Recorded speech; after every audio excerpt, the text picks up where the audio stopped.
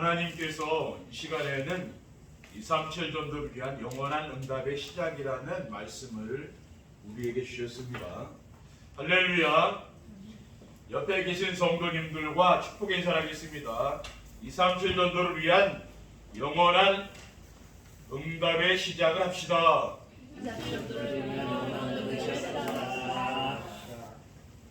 지난 한 해를 보내고 새해를 맞이하여 드리는 송구영신 예배입니다. 송구영신 예배는 1년 동안 받은 은혜에 감사를 드리고 새해 받은 응답과 삶의 방향을 잡기 위해 드리는 예배입니다. 237 전도를 위한 응답의 영원이란 언약의 말씀을 주시는 하나님께서 2024년 한 해에도 매주일 강단에서 오직 복음의 말씀과 전도자의 삶의 메시지를 선포하게 하시고 모든 성도들이 은혜 받고 원내스 되어 영원한 응답으로 교회와 가정과 산업 현장에서 하늘 보좌의 축복을 누리게 된 줄로 믿습니다. 그리고 2025년도에는 237 전도를 위한 영원한 응답의 시작이란 새로운 언약의 말씀을 주셨습니다. 예수님께서는 공생의 3년 동안 모든 걸 바꾸라고 했어요. 틀린 복, 틀린 예배, 틀린 기도를 바꾸라고 했습니다. 237 전도를 위한 영원한 응답을 받기 위한 새로운 시작을 하려면은 그리스도께서 구원하신 것을 각인시키고 그리스도께서 감남산에 주신 것을 뿌리내리며 그리스도께서 약속하신 것을 체결화시키는 것입니다. 그리고 자기중심, 물질중심, 세상 성공중심의 삶을 오직 그리스도 하나님 나라 성령 충만과 증인의 삶으로 바꾸고 그리스도께서 주신 망대 여정 이정표를 찾아 누리며 복음과 기도의 전문성, 현장성, 지속관리 시스템을 가진 제자를 세우는 겁니다. 237 전도란 세계 복음화를 위한 새로운 전도 전략으로 사람들을 찾아가는 것이 아닙니다. 사람들이 찾아오도록 하는 플랫폼 전도로서 세계 복음화를 위한 새로운 전도 전략이고 임마누엘의 축복을 누릴 때 열매로 나오는 겁니다. 그리고 성도들의 가정과 직장을 플랫폼이 되도록 하는 것입니다. 그것이 바로 237 전도입니다. 237 전도를 위한 영원한 응답의 시작이란 무엇입니까? 영원한 응답의 시작이란 바꿔야 할 것을 찾아서 완전히 바꾸는 겁니다. 자기 중심의 삶을 오직 그리스도 중심으로 바꾸는 겁니다. 그리스도의 십자가에서 요한복음 10장 30절에 다 이루었다고 선언하신 갈보리산의 언약이 인생의 완전한 답이 되어야 됩니다. 사람이 절대 해결할 수 없는 죄와 저주와 사탄, 지옥 문제를 예수 그리스도께서 완전히 해결하였습니다. 그리고 물질 중심의 삶을 하나님 나라 중심으로 바꾸는 겁니다. 사도행전 1장 3절에 보면은 부활하신 예수님이 감람산에 주신 하나님 나라와 일이 바로 영원한 약속입니다. 내 안에 임한 하나님 나라를 누리고 내가 가는 현장에 하나님 나라를 확장시키는 것이 우리의 미션이고 사명입니다. 그리고 세상 성공 중심의 삶을 성령 충만과 증인의 삶으로 바꾸는 거예요. 사도행전 2장 47절 말씀이죠. 마가다락방에 성령의 역사와 응답을 체험하는 겁니다. 보좌에서 주시는 오직 성령 충만한 힘을 얻으면은 전도문 열리고 말씀이 성취되며 제자가 세워지고 예배의 축복을 누리며 빛의 경제를 회복하고 날마다 구원의 역사가 일어나 현장이 변화되는 응답을 받게 되는 줄 믿습니다. 둘째, 영원한 응답의 시작은 뭡니까? 그리스도가 주신 것을 찾아서 누리는 거예요. 그리스도께서 우리에게 무엇을 주셨습니까? 그리스도께서 주신 보좌의 망대를 찾아 세워지도록 기도의 비밀을 누리는 겁니다. 성삼위 하나님이 언제나 함께 하시고 과거, 현재, 미래의 이 삼시대를 해결하고 또 공중것에 이길 오력으로 힘을 얻고 미래를 미리 보는 거죠. CVDIP잖아요. 또 세 가지 뜰이 가정과 교회와 현장에 이루어지게 기도하는 겁니다. 그리고 그리스도가 주신 보좌의 여정을 찾아 전도의 축복을 누리는 겁니다. 성삼위 하나님이 말씀 성취와 기도 응답과 구원의 역사를 지금도 이루고 계시잖아요. 그리고 보좌의 10가지 발판과 10가지 비밀을 누리며 보좌에서 주시는 5가지 확신과 9가지 흐름 속으로 현장을 바꾸는 겁니다. 그리고 평생 응답을 받고 답을 주는 전도자의 삶과 캠프가 되어지도록 기도하는 거예요. 그리고 그리스도가 주신 보좌의 이정표를 찾아 237 나라 5천 종족을 살리는 겁니다. 그럼 갈보리산, 감남산, 마가다라방의 축복을 누리고 안디옥교회의 선교의 축복을 누리며 아시아에서 성령의 인도를 받아서 선교사로 파송했잖아요. 그리고 마게도냐의 전환점과 로마 복음화에 도전하는 이정표를 찾는 겁니다. 그리스도께서 감남산에 주신 것을 뿌리 내리도록 하는 거죠. 그리고 셋째, 영원한 응답의 시작이란 무엇이냐면은 세워야 할 것을 찾아서 세우는 겁니다. 그러면 우리가 세워야 할 것을 찾아 세워야 되는 게 뭡니까? 오직 복음과 기도로 인생의 답과 결론을 난 중독자로 나를 세우는 거예요. 오직 복음과 기도로 결론 나도록 그런 중독자가 되도록. 그리고 현장에 하나님 나라가 임하고 유일성의 축복을 누리는 증인으로 나를 세우는 겁니다. 또 성령의 인도와 재창조 역사로 사람과 현장을 살리는 제자로 나를 세우는 거예요. 그리스도께서 약속하신 것을 체결화시키는 거예요. 이 사람들 전도를 위한 영원한 응답의 시작을 하려면 어떻게 됩니까? 그러면은 어떻게 하면 우리가 영원한 응답의 시작을 할 수가 있습니까? 영원한 응답의 시작을 하려면은 망대 여정 이정표를 가지고 집중 기도를 해야 돼요. 아침에는 나의 영혼과 몸을 살리는 시간을 가져야 됩니다. 왜냐하면 많은 사람들이 병들어 있잖아요. 취해야 돼요. 시편 5편 3절에 여호와여 아침에 주께서 나의 소리를 들으시리니 아침에 내가 주께 기도하고 바라리이라고 했어요.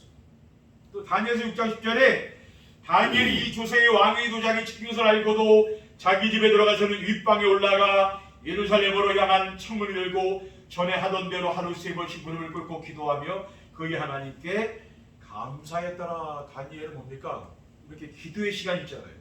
근데 기도 제목이 뭐냐면 감사 기도를 하고 있잖아요. 지금 사형 선고를 당했는데 감사하고 있는 거예요. 마가복음 1장 35절에 새벽 아직도 밝기 전에 예수께서 일어나다가 한적한 곳으로 가서 거기서 기도하시는 거예요. 예수님들이 기도 생활하지 않았습니까?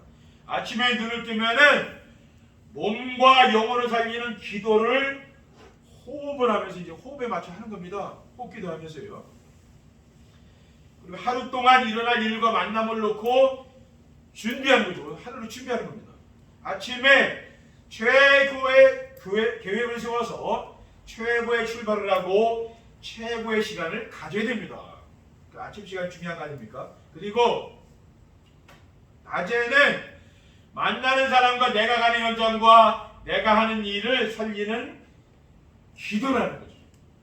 데살로니가전서 5장 16절 18절에 보면은 항상 기도하라 했잖아요. 그렇죠? 기뻐하고 쉬지 말고 기도하라 했잖아요. 범사에 감사하라. 늘 쉬지 말고 기도하라 했잖아요. 그렇죠? 낮에는 일어나는 모든 일, 보이는 모든 것, 듣는 모든 말과 정보를 기도로 연결해야 됩니다. 그리고 밤에는 어떻게 하면 됩니까? 밤에는 말씀으로 답을 얻고 힘을 얻으며 치유를 받는 집중기도 시간을 가져야 됩니다. 조용한 시간을 우리 기도할 수 있잖아요. 시편 17편 3절에 주께서 내 마음을 시험하시고 밤에 내게 오시어서 나를 감찰하셨으나 흠을 찾지 못하여 싸우니 내가 결심하고 입으로 범죄하지 아니하리다. 밤에 내게 오셔서 나를 감찰한다고 그랬죠. 밤에는 뭡니까?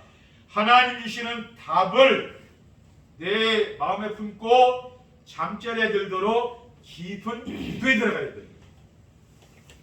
둘째, 영원한 응답의 시작을 하려면은 삶 속에서 일어나는 세팅을 해야 됩니다.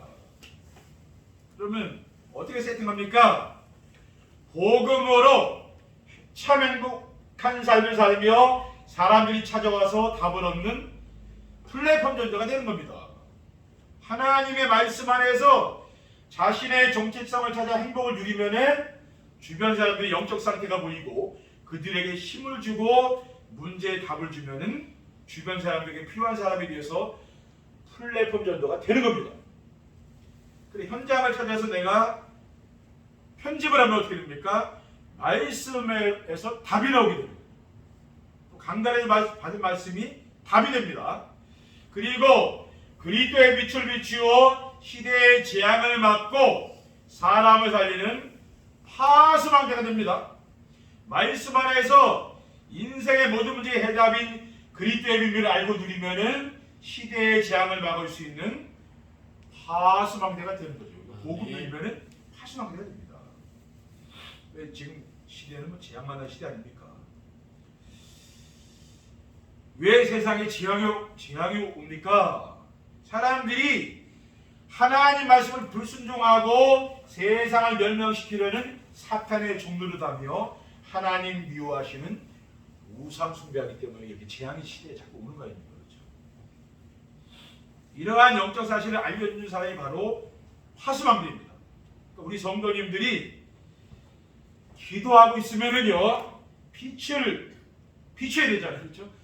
그러니까 파수망대가 이제 되는 겁니다.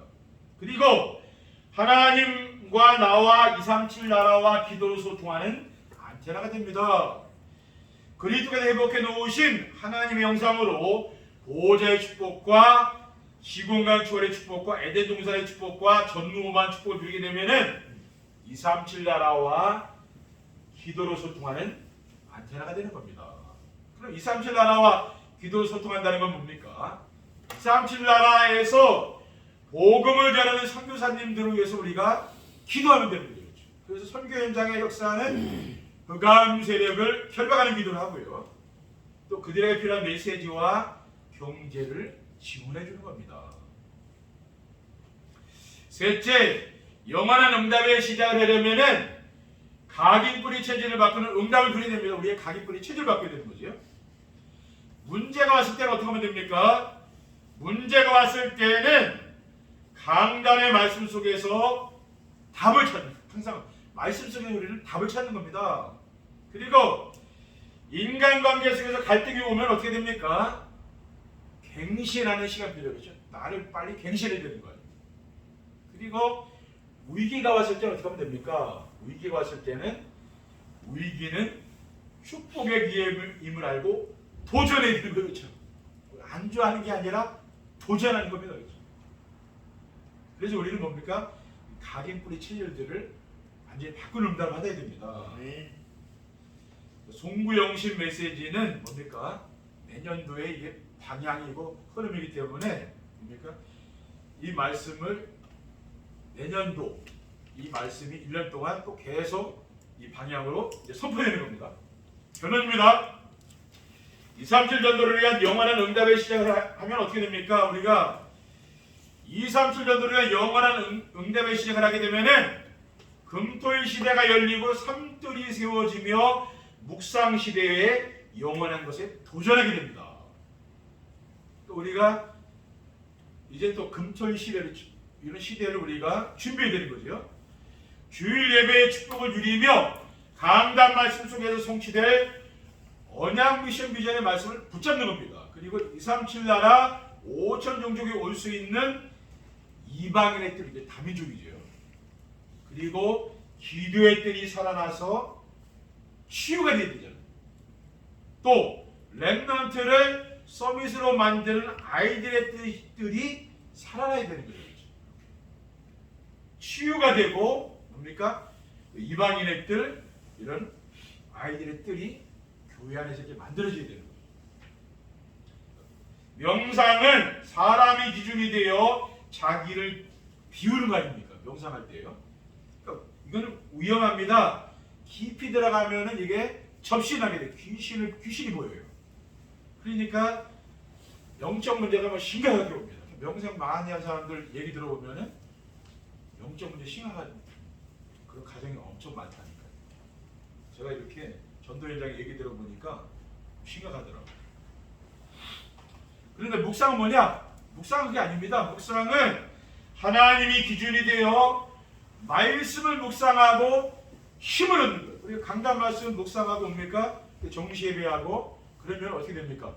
내가 영적으로 힘을 얻게 돼요. 그래서 우리가 이 말씀을 적으려고 기도를 하게 되는 거죠.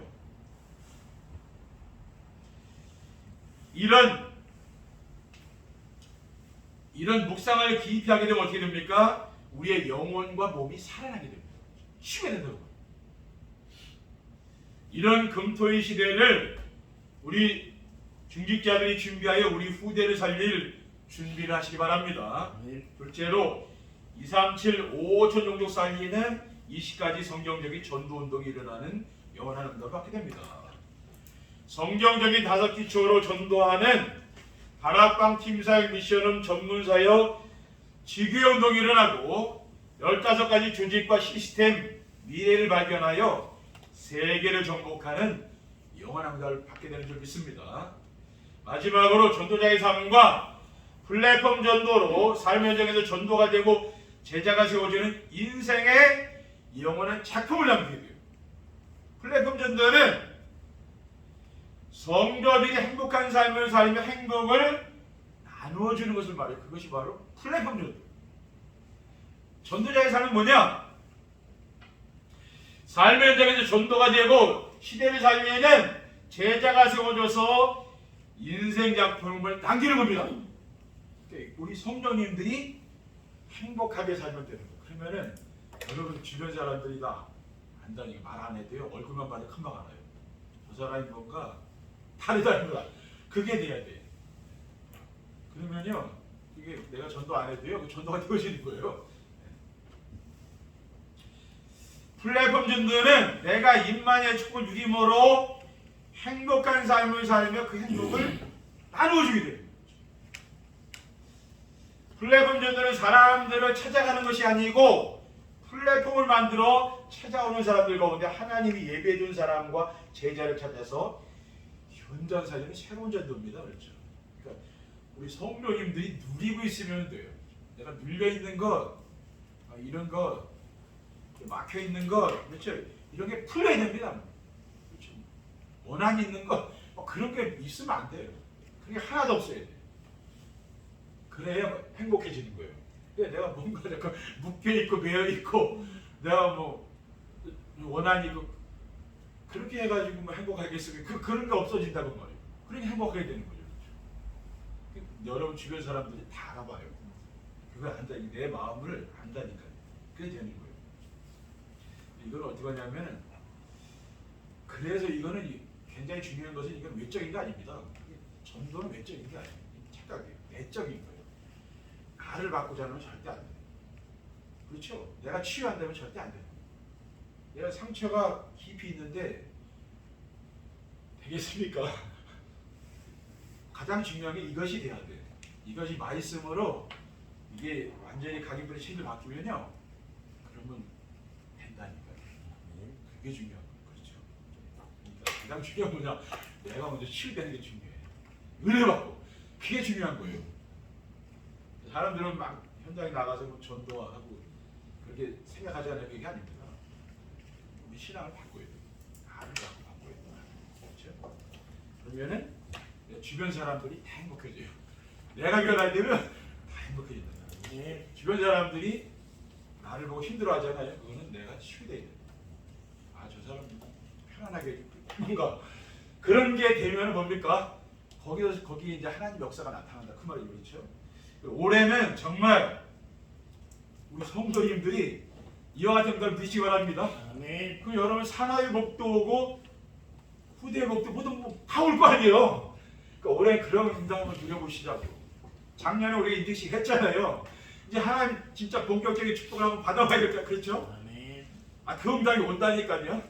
저는 그 믿음을 갖고 있어요. 올해는 하나님 우리 성도의 가정에 엄청난 복을 주실 것이다. 저는 그렇게 확신하고 있습니다. 그래서 전도자의 삶은 제자를 찾아 세우는 그들을 준비하며 제자를 세우는 겁니다.